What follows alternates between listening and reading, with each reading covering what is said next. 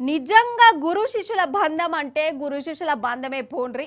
బడే బాయ్ కోసం షోటే బాయ్, ఆంధ్రబాబు కోసం మన రేవంత్ సారు. అసలు ఏమన్నా మెహర్బానీ చేస్తాడా?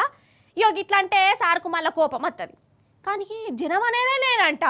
నేనేమో సెపరేట్గా కల్పించి చెప్పాను కదా, మీకు కూడా ఎరికే. ఈ బలకచేళ్ళ సంగతి చూడరాదు. ఓ దిక్కు మునుగుతాంరా భగవంతా అంటే మన రేవంత్ సార్ నుంచి సప్పుడే ఉంటలేదు.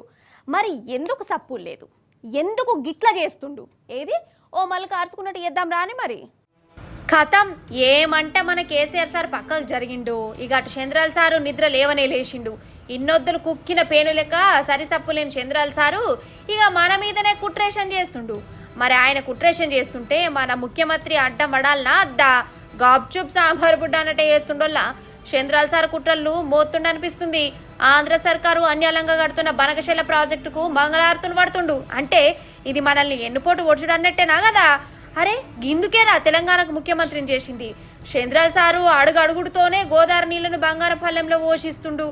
ఏమనంటే రేవంత్ సార్ ఏమంటాడల్లా, నీళ్ళు కిందికి పోతాన్నాయి కాబట్టి చంద్రాల సార్ ఎత్తుకపోతాండు, ఇంట్లో మనం చేసేది ఏమున్నదా నేను కేసుకొస్తుండు. అసలు నీళ్ళు కిందికి ఎందుకు పోనీయాలే? పోకుంటా ఆపే తెలివి లేదా? ఏదన్నా నికుమా చేయొద్దా?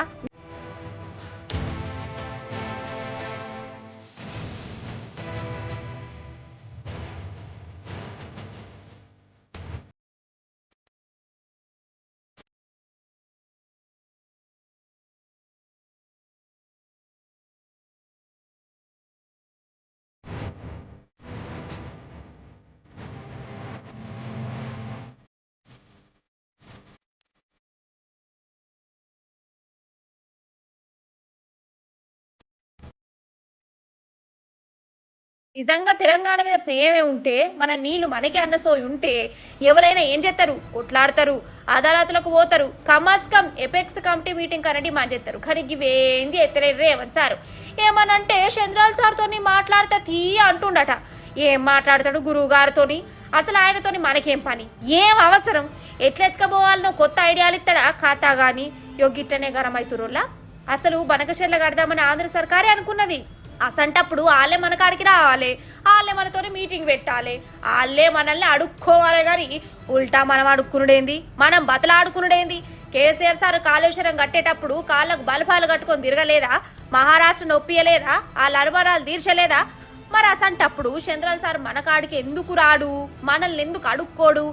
అంటే ఆడ ఉన్నది రేవంతేనాయే, మా బోడేనాయే, నేను చెప్పేది ఇనేటోడేనాయే అన్న ధైర్యమే కదా. ఇంత జరుగుతుంటే కమస్కం పువ్వు పాటోళ్ళు కూడా సప్పుడు చేస్తలేరు. అంటే అల్లాలు ఒకటైరు అన్నట్టే కదా. అసలు ఇదంతా చంద్రాల సారుకు అప్పు పుట్టేదందుకు మోడీ సారును రేవంత్ సార్ చేతులు కలిపి ముగ్గురు ముచ్చటగా ఆడుతున్న నాటకం అని అంటున్న ఈ బనకశల గురించి తెలిసిన వాళ్ళు ఏమంటారు?